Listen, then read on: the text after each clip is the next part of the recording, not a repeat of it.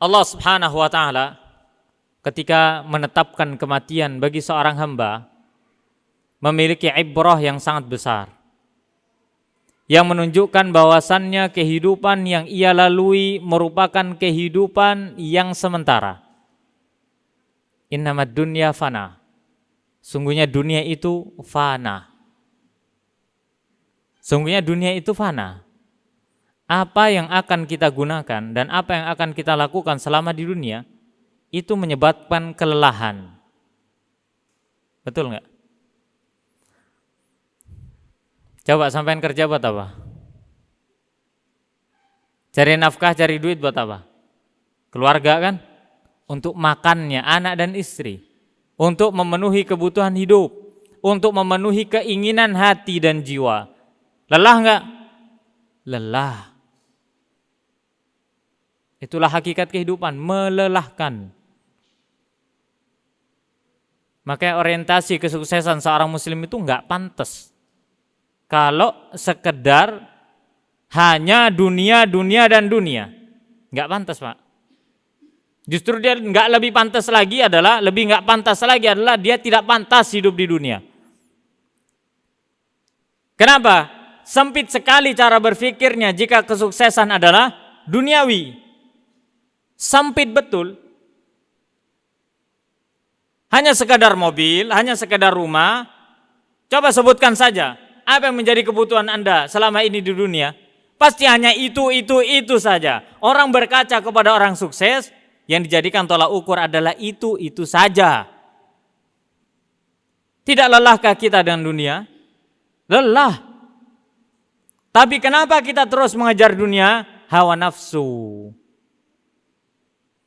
Maka jika seandainya keluasan rizki dan dunia, kesuksesan dunia tidak mengantarkan kita terhindar dari neraka, maka wallahi kita telah merugi dunia dan akhirat.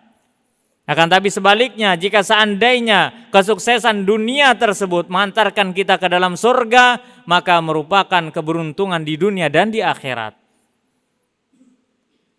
Apabila kita menanam padi, niscaya rumput pasti akan tumbuh. Apabila kita menanam rumput, jangan harap padi akan tumbuh.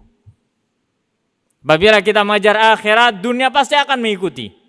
Tenang saja, Anda ini hidup di dunia, kita sebelum lahir ini udah teken kontrak.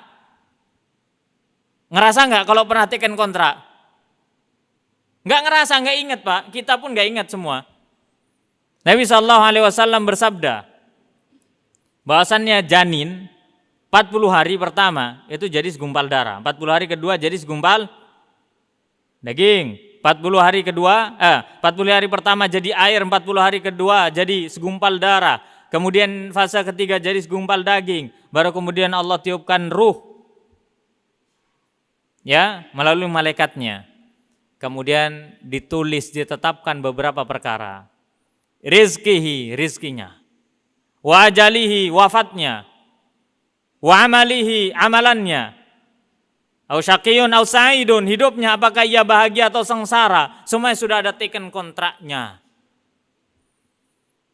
Jadi sebenarnya kalau Anda mau berangkat kerja nggak usah khawatir saya dapat rezeki apa nggak usah khawatir. Kita ini nggak bakal Allah hidupkan kita di dunia kecuali sudah dijamin rezekinya. Kenapa Allah Subhanahu wa taala sampai berfirman wa ma min dabatin fil ardi illa 'alallahi rizquha? Dan tidaklah ada hewan yang melata, setiap makhluk yang ada di atas muka bumi kecuali Allah jamin rizkinya. Kenapa Allah berfirman seperti itu? Agar supaya kita faham dan kita tahu bahwasanya kehidupan dunia kita sudah dijamin. Tinggal sekarang perbagus cara mengambilnya. Fajmilu fit talab, perbaguslah cara mencari rizki tersebut. Udah teken kontrak kita ini.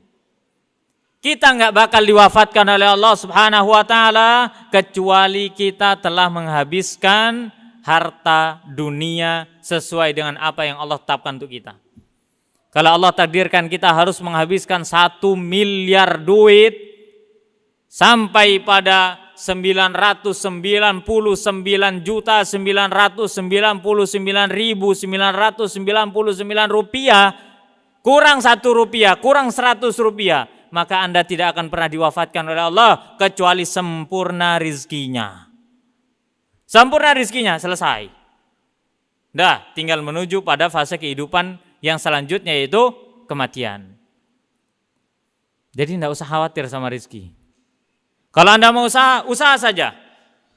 Kalau Anda mau buka bisnis, buka saja. Masalah rezeki, Allah Subhanahu wa Ta'ala yang menanggung. Yang penting perbagus cara mencari rezekinya. Tenang saja, kita ini pasti bakal mati. Dan apa yang kita kumpulkan tidak akan pernah bisa kita bawa mati. Sekaya-kayanya orang selama ia hidup di dunia, semewah-mewahnya orang dikuburkan, ya, ketika ia telah wafat dan menjadi mayit, maka ia tidak bisa melakukan apapun dari apa yang ia bawa. Seandainya ada orang kaya, ia dikubur bersama mobilnya, bersama rumahnya, bersama hartanya, ia pun tidak akan pernah bisa memanfaatkan harta tersebut di alam kuburnya. Nggak bisa, jamaah, dia ngelobi malaikat tuh nggak bisa. Nggak bisa. Sekalipun hartanya banyak, konglomerat, nggak bisa. Dia tetap akan pada hisabnya di alam kubur dan di akhiratnya. Yang harus kita perbaiki adalah tujuan hidup kita untuk Allah Subhanahu wa Ta'ala dan untuk akhirat.